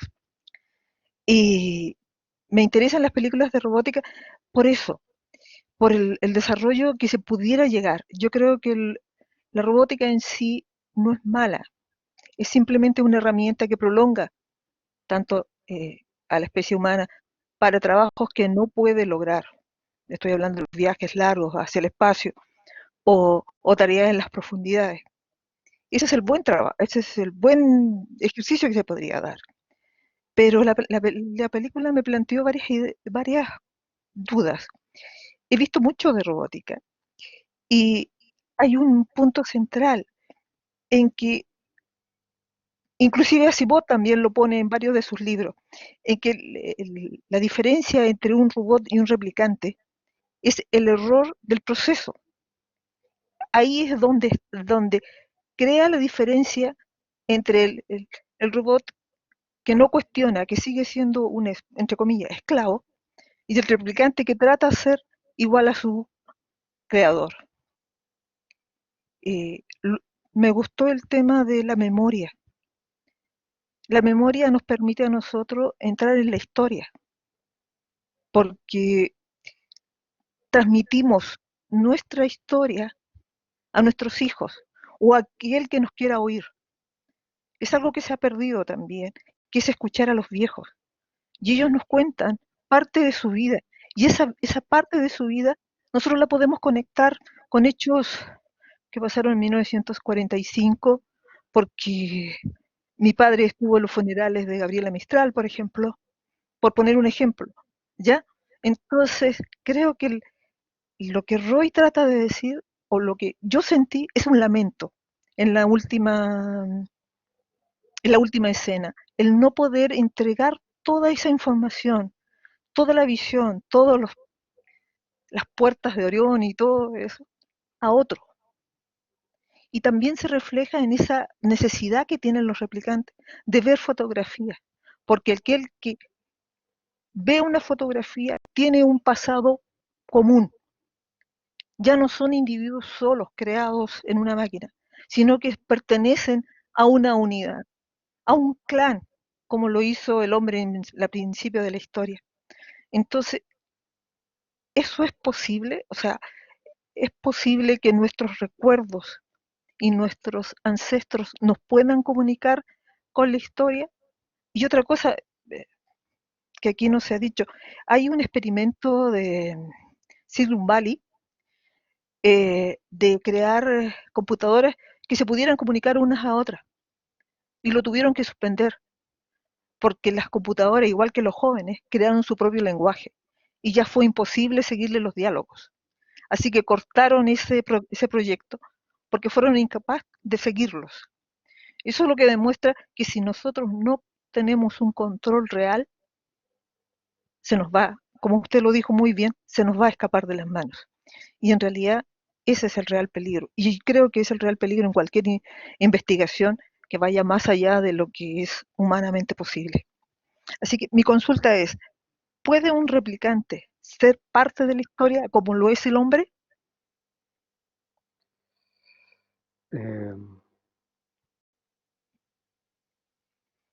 Estoy anotando. Muchas gracias a Gladys por todos los comentarios. Parto por lo que encontré súper interesante y yo concuerdo con usted y nunca lo había pensado. Eh, y lo encuentro como muy, muy interesante su planteamiento de el lamento de Roy. La verdad que me gustó mucho lo que acaba de decir porque yo sinceramente no es que yo me haya dedicado a pensar en la película ni mucho menos, pero nunca lo había visto desde ese punto y creo que tiene razón. En realidad hay como una suerte de resignación de él, de decir, bueno, en realidad he visto tantas cosas espectaculares y la verdad que no se las voy a poder transmitir a ninguno de ustedes porque el tiempo nos fagocita. Así que eso lo encuentro súper interesante, ese planteamiento de que hay como una suerte de resignación. Respecto a la memoria, al escuchar a los viejos, por supuesto, nosotros los viejos los tenemos abandonados, pero pensemos cuántas cosas que nosotros conocemos hoy en día las conocemos por la tradición oral, porque se Sí. fue contando de generación en generación, donde no quedó escrito, sino que quedó, y podríamos estar horas hablando de tantas cosas maravillosas que hemos recuperado. Pero además a nivel de la familia, ¿cuántos sabemos? Yo aquí hablo en primera persona, yo de mis abuelos sé poco y nada, apenas los conocí. O sea, ¿cuánto conocemos de nuestros abuelos? ¿Cuánto conocemos, para qué decir, de nuestros bisabuelos y tatarabuelos?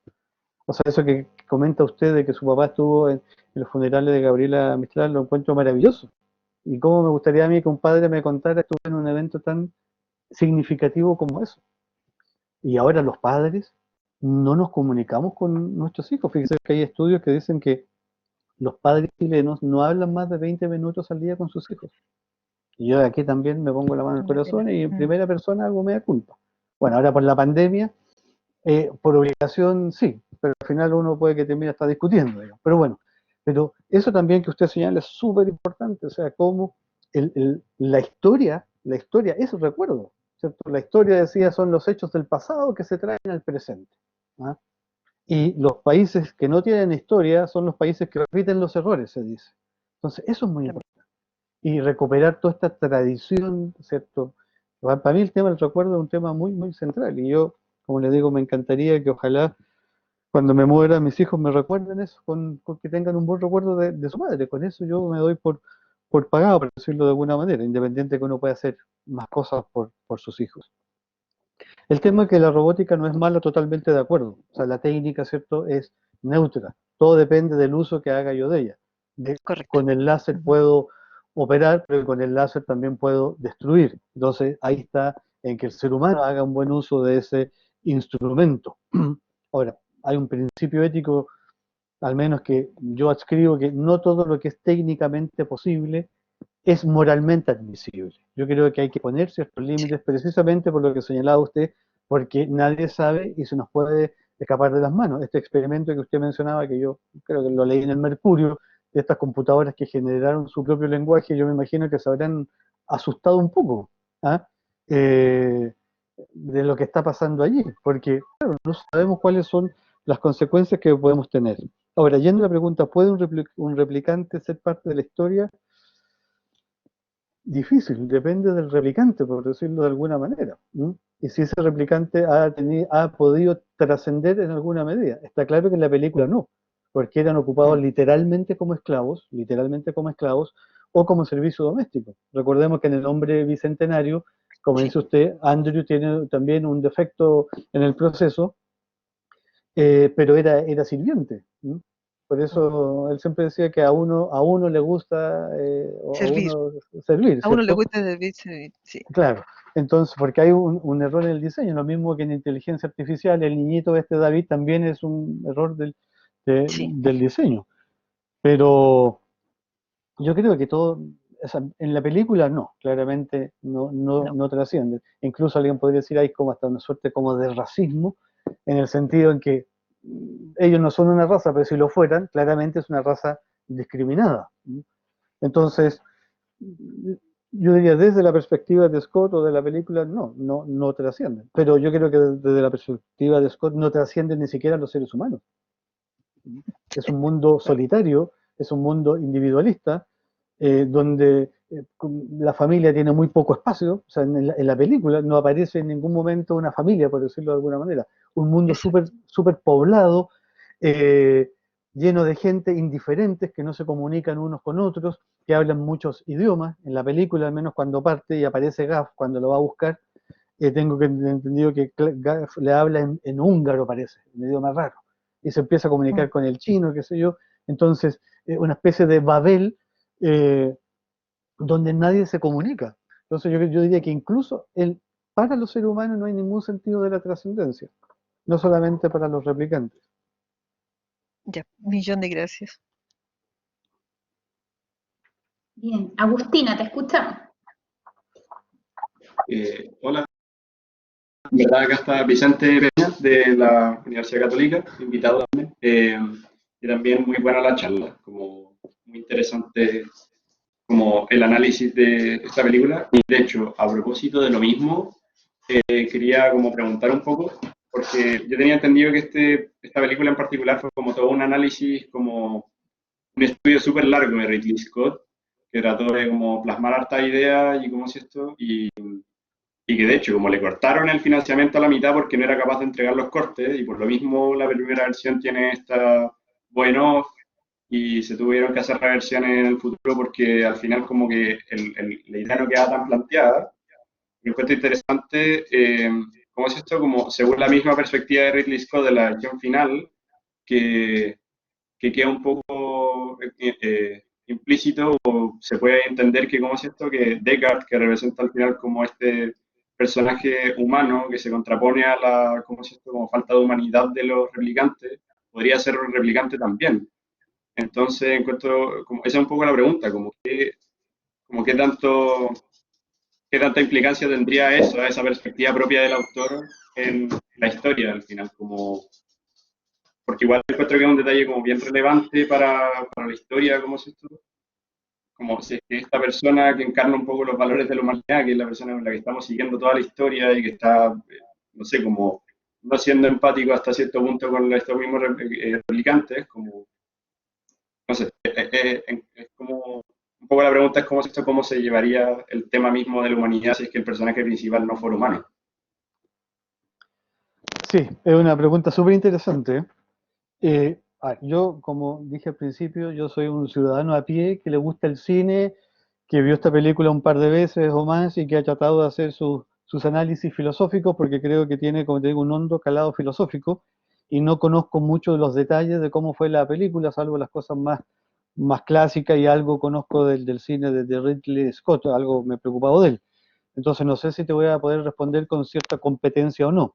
Lo que yo sé es que, o lo que sí uno puede apreciar, es que desde la primera versión, la que salió en el cine, y la versión que es corte final de director, no el corte de director que está hecho con los apuntes de Scott, que estaba haciendo otra película, por eso no pudo, sino que la última, que creo que no sé, es del 2007, sí hay una diferencia en el planteamiento. Y precisamente lo que tú señalas, que dejaría abierta la idea de que Deckard es un replicante. Y hay también una discusión, por ejemplo, hay una escena en que te muestra a Rachel y a Deckard cuando están en el departamento y se les ve un brillo en el ojo a los dos. Y ese brillo de los ojos es típico de los replicantes. Entonces dice, bueno, ahí está efectivamente la prueba de que Deckard también es un replicante. A mí me parece que en la primera película, la del cine, que es lo que yo mencionaba al principio, no hay mucho pábulo para decir Deckard es un replicante, porque efectivamente, como digo, por lo menos como se interpreta la imagen del unicornio dejada por Gaff, es que Gaff estuvo acá y le salvó la vida a Rachel, que la podría haber eliminado. Pero efectivamente, en el corte de director y en el corte final de director, ahí aparentemente la trama cambia un poco y yo creo que deja abierta la idea de que Deckard efectivamente puede ser un replicante, porque en esa película, si no me equivoco, ahí en esa película se agrega la idea del sueño que tiene Deckard del unicornio.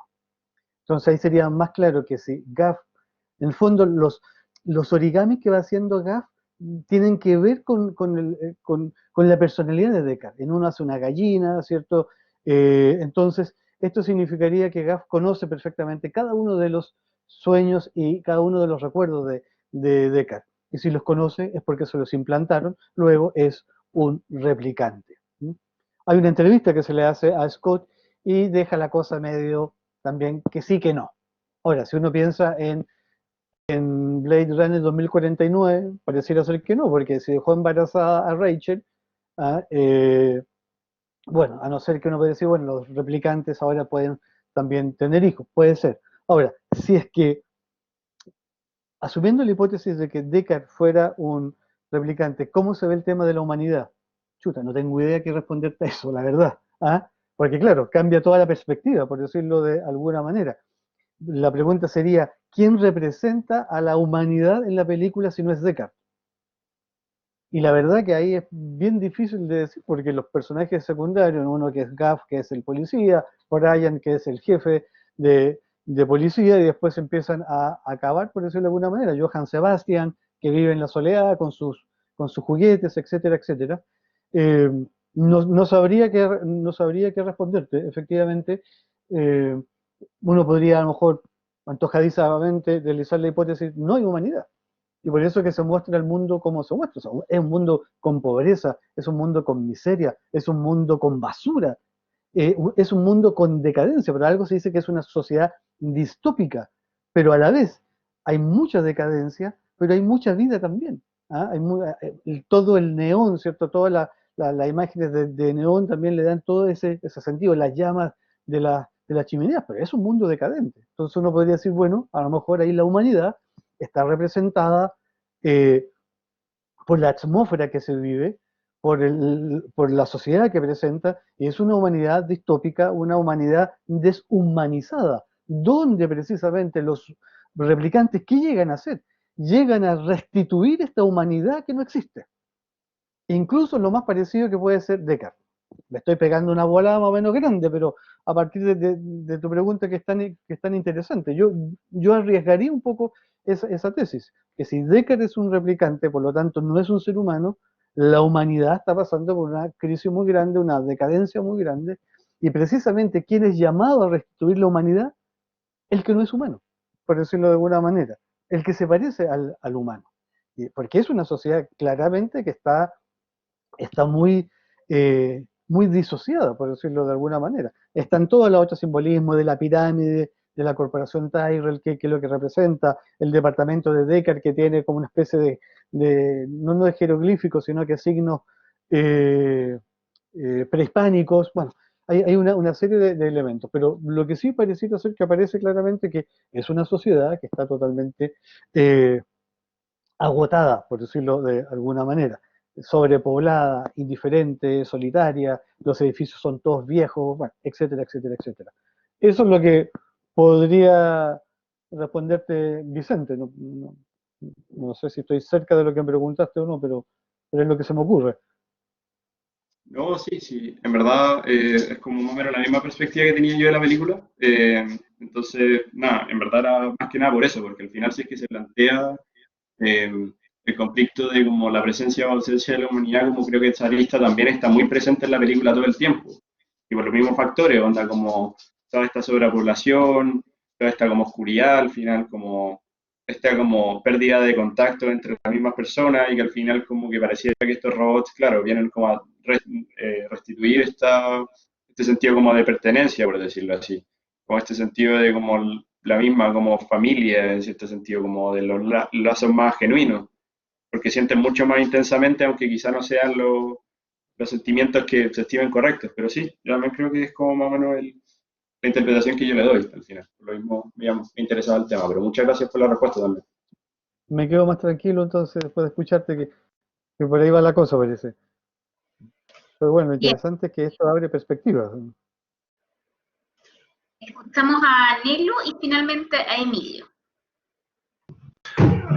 Gracias, profesor Yáñez, muchas gracias por su análisis de la película. Yo quería preguntarle respecto si usted considera esta película, o sea, si puede considerar esta película como cinearte, porque la verdad que el director me da la impresión que es un director que filma películas de gran presupuesto y de bastante y películas de la corriente principal de Hollywood. Y lo otro que quería comentarle es que también me parece que faltó un punto de vista de que esta película, filmada en el año 1982, le falta un poco de contexto de que esta película muestra los miedos de la sociedad norteamericana en el año 82. Estamos hablando del año de que está Ronald Reagan como presidente, en que estamos todavía en la Guerra Fría. Por lo tanto, los miedos de la sociedad norteamericana, que son el miedo a la guerra nuclear, el miedo a la contaminación, a la lluvia ácida, el miedo a la decadencia y la pobreza de Estados Unidos, el miedo a la inmigración y la transculturación. Aquí quería comentarle que me da la impresión que la comida y la cocina japonesa de la película, no china, porque el miedo era a Japón, a la forma que Japón estaba entrando en la industria del automóvil, en la industria de la computación. También hay miedo a la pérdida de la identidad, porque ya la ciudad de Los Ángeles no se reconoce como tal, no parece la ciudad de Los Ángeles como la conocemos ahora.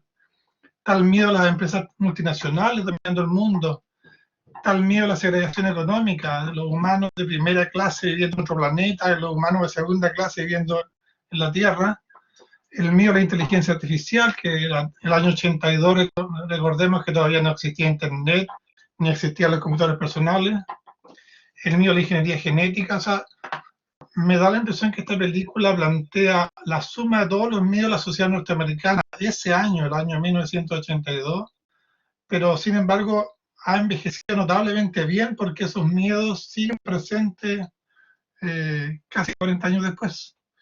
Eso. Gracias, Nelo, por el comentario, que tampoco es algo que yo había pensado, como le digo, porque esto es alguien que le gusta el cine, pero que no voy más allá de eso, y yo creo que perfectamente es lo que usted plantea. Yo primero de Scott, como digo, yo no me gustan las películas nomás, yo veo películas y de Scott he visto bastante. Yo creo que es bastante variopinto la paleta de Scott. Si algo tiene, dicen ahí los que saben de estas cosas, que es propio de él, es el que tiene muchas heroínas, que él le da una gran importancia a la mujer. De hecho, él tiene entrevistas donde habla mucho de su madre, porque él nació el año 37, Scott, poco antes de la guerra y le tocó la guerra y el papá era militar, entonces la mamá andaba para acá y para allá con él y dos hermanos creo que tenía. Entonces dice, la madre siempre fue muy, muy rígida, pero él se lo agradece porque gracias a ella salieron adelante y él siempre en sus películas trata de poner una imagen de una heroína, o sea, de hecho en Alien, que es con la película del año 79 de él, originalmente el papel era de un hombre y Scott lo cambió por una mujer que al final lo hizo según Nick Weaver. Y tiene películas, así haciendo memoria, bastante diferentes. Tiene, por ejemplo, Thelma y Luis, que es una road movie, como hablábamos la sesión pasada de estas películas que son road movie, que es muy diferente. Tiene 1492, La Conquista del Paraíso, con Gerard Depardieu, que es sobre la conquista de América. Tiene Gladiador, ¿cierto? Que ganó un Oscar con Russell Crowe. Tiene Aníbal, también dirigió Aníbal. Tiene otra creo que se llama Leyenda, que alguna vez vi. Tiene La caída del halcón negro, que también es como otro tipo de película. Ahora último hizo, ¿cómo se llama esta? Que El Marciano, creo que se llama, ¿no? The Martian. Pero también tiene otra que es Prometheus, si no me equivoco, que también creo que es de él. Tiene esta que en español se llama Cruzada, donde trabaja, ¿cómo se llama este? Oliver Bloom, creo que se llama, o Bloom, el actor, y la Eva Green, que hace la hermana del rey, y que es también como es una película más de época, por decirlo de alguna manera. Robin Hood, también hay un Robin Hood que es de Ridley Scott, entonces yo creo que tiene como una paleta bastante diferente. En el caso de Blade Runner, yo lo que sé que tuvo muchos problemas con los estudios donde se estaba filmando, finalmente la Warner Bros. eh, decidió que se hiciera allí, como yo decía, con un presupuesto muy, muy, muy limitado. De hecho, cuando uno visita los estudios de la Warner Bros., dicen, esta calle es la calle llamada Blade Runner porque acá se filmó gran parte de toda la escena cuando él está comiendo y qué sé yo. En esta calle se filmó. ¿Mm? Ahora, si es que estaba toda la época del miedo a lo que usted señala, yo creo que sí, yo en eso concuerdo con usted, la verdad, tampoco lo había pensado de esa manera.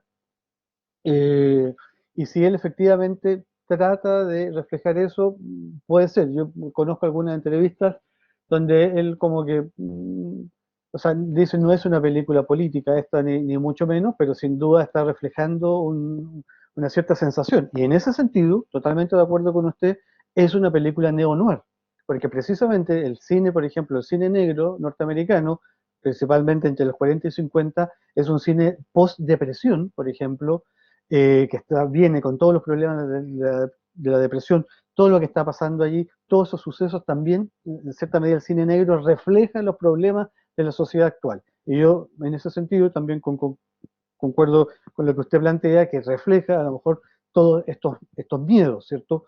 Sobre todo de esta especie de asiatización, si se pudiese decir así, en ese momento de los japoneses, pues los chinos todavía no, como bien dice usted, no eran una potencia y no representaban ningún peligro. Así es que le agradezco el comentario porque si tengo alguna oportunidad más, esta idea, como digo, concuerdo con usted que pues, hay una serie de miedos que yo creo que se traslucen, que están como en filigrana en la película. ¿Mm? ¿Es cinearte? Yo creo que sí. O sea, yo en eso no tengo ninguna duda. Creo que, como decía, yo creo que es una película que hace de la fealdad algo bello. ¿No? Porque que eso sea más fea que esa, no solamente en lo estético, sino que moralmente hablando, yo creo que claramente que sí. De hecho, las maquetas, leí una entrevista que alguna vez le hicieron a la persona que hacía las maquetas, es realmente una obra de arte. Hay mucha inspiración de un italiano que hacía, de un pintor italiano, pero también está, como puso ahí en el chat Roberto Marconi, esta idea de que la Tyrell Corporation representa una pirámide maya con carácter sacrificial. Eh, yo creo que hay una estética muy especial ahí, que efectivamente es arte, la misma música que ya hemos comentado de Vangelis, esta idea como él que genera esa especie de dramatismo, sí, yo creo que es una obra de arte. ¿Mm?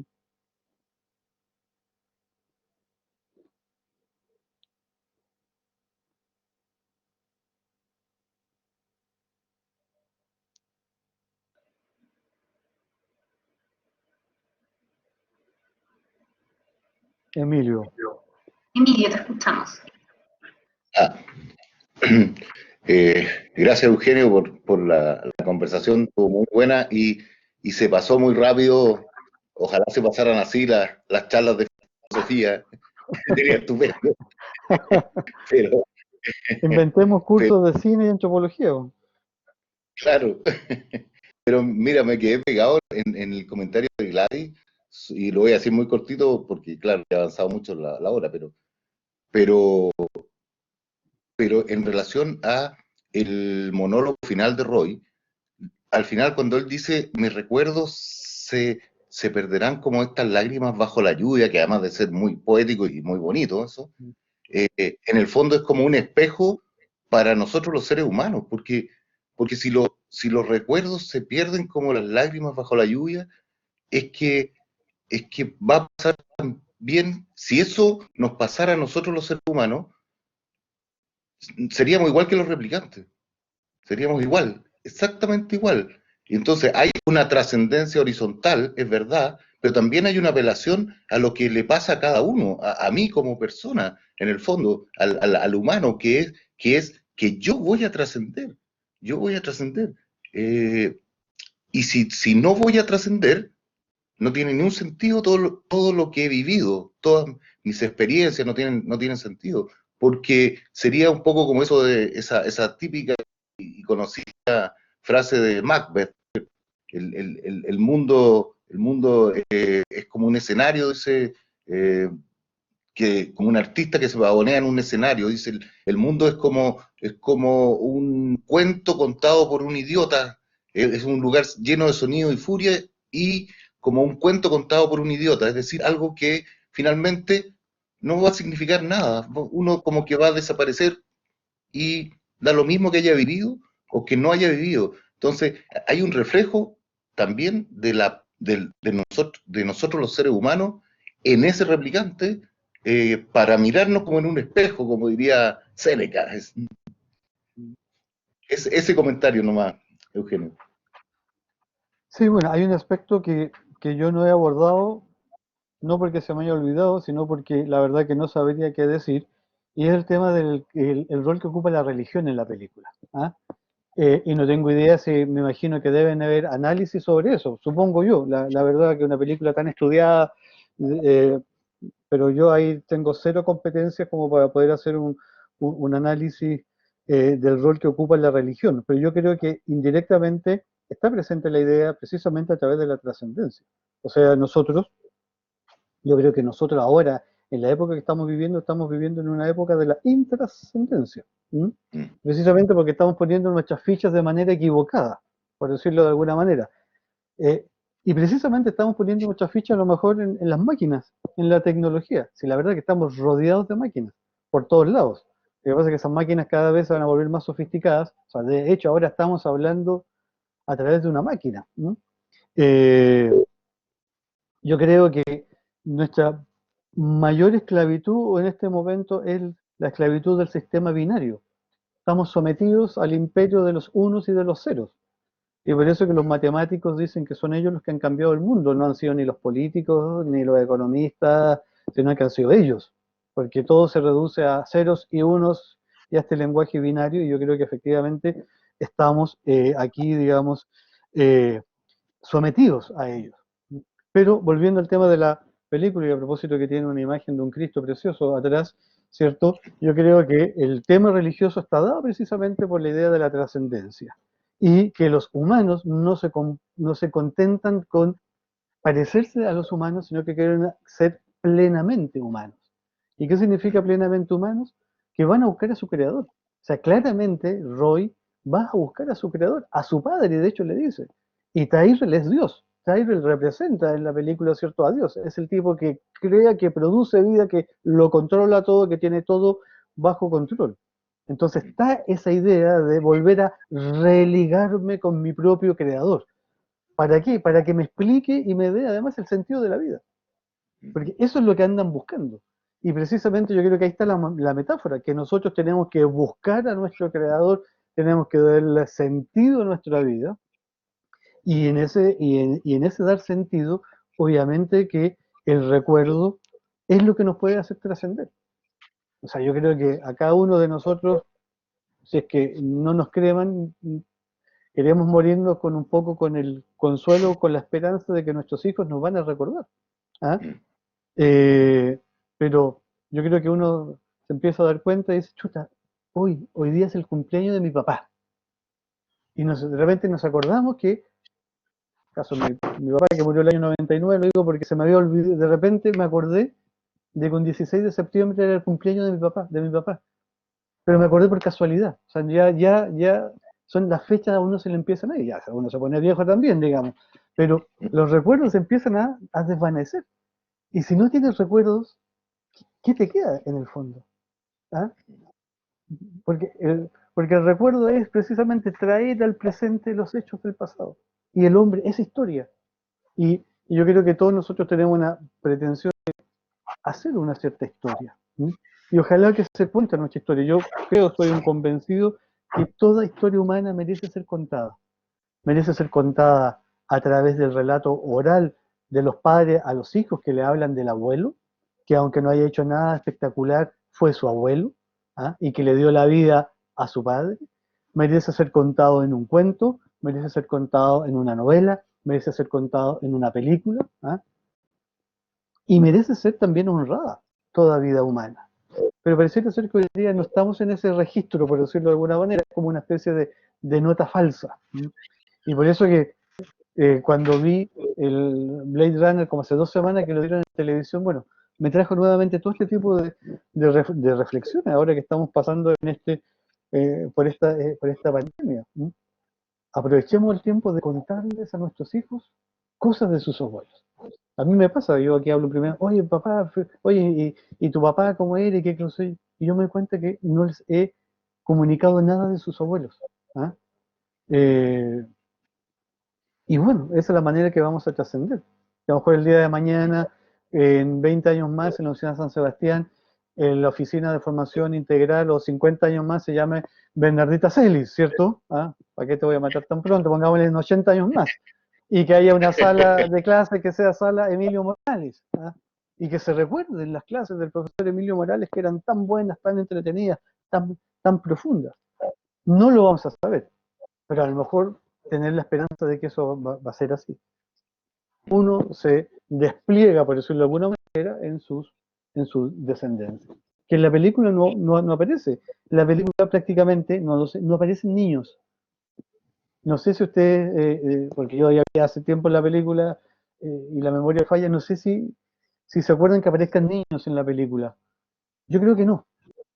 No, bueno, tampoco aparece una iglesia, salvo este templo maya, y la idea de buscar pero no, entonces es como, ahí se cortó la trascendencia, por decirlo de alguna manera. Tampoco la idea de familia en la novela, el matrimonio, o sea, de hecho Deckard no tiene hijos, al menos en la novela, acá es soltero, bueno, en fin, pero yo creo que eso es lo bueno, que estas cosas sirven para que uno le dé vuelta a ciertos temas que aparentemente uno tiene clausurados, pero que se da cuenta que pareciera ser que no es así.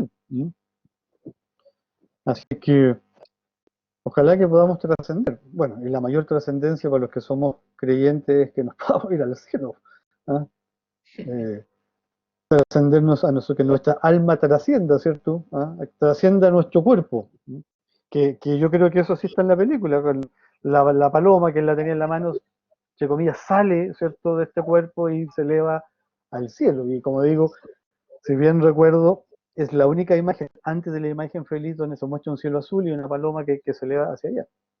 Pues todo lo demás es puro, muy, muy oscuro. Digamos.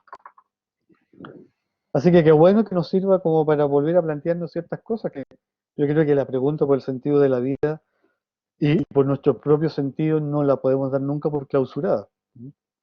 Y a medida que nos vamos poniendo viejos, para decirlo elegantemente, a medida que tenemos más juventud acumulada en nuestro cuerpo, más presente se hace el tema de la trascendencia. ¿Ah? Pero el profesor Morales ya tiene libros que ha legado a la humanidad, 5 hijos, supongamos que nietos, así que por ahí puede quedarse tranquilo. Muy bien, pues. Bien, pues te queremos dar las gracias, Eugenio, por llevarnos a reflexionar, ¿cierto?, sobre la película. Creo que han habido muchas preguntas, así que fue un muy buen cineforo hoy día, así que muchas gracias por las reflexiones, por tus comentarios, también por todas las preguntas de todos los participantes, los comentarios en el chat que no hemos podido leerlos porque también fueron bastantes y también ya nos pasamos del tiempo, así que agradecemos la participación de cada uno de ustedes y los esperamos el próximo martes para seguir con nuestro ciclo de Cineforo. Muchas gracias Sí. nuevamente, Eugenio, y a todos los demás también. Gracias a usted también, y también yo vi que había comentarios súper interesantes en el chat, pero los leía a medias, así que muchas gracias también por los comentarios. Para mí fue muy enriquecedor y me quedé con varias ideas nuevas respecto de la película. Así que gracias, y como se decía antiguamente, nos veremos en este mismo punto del dial, cuando escuchábamos la radio. Así que en el mismo punto del dial. Así es. Listo. Un Gracias. abrazo. Nos Chao. vemos. Chao, chao.